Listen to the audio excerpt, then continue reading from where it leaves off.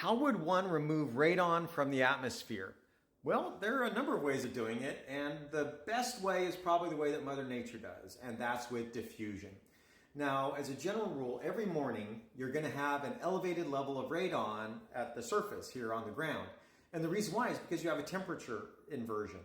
With the sun going down and the way that the heat comes off of the earth and transports through the atmosphere, that heat from the sun from the previous day gives rise to a nominal temperature inversion.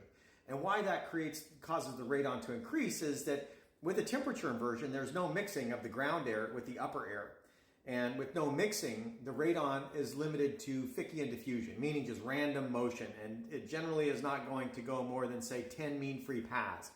A mean-free path is how far will a radon atom travel before bouncing off of another gaseous atom. And by the time you're about 10 of those, there's not a whole lot of diffusion motion that occurs.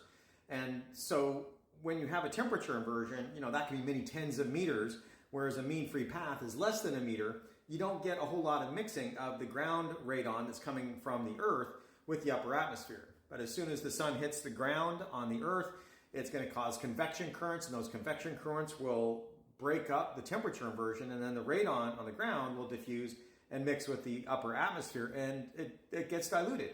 And so the real answer is ventilation. You just got to get rid of the radon and replace it with air that has less radon.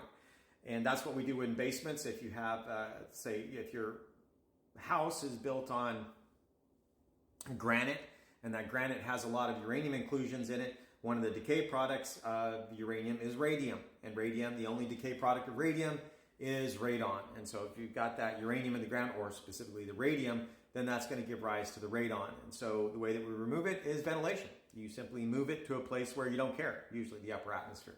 It's how nature does it. It's how we do it. So thanks for the question. Thanks for watching the video. Have a good day.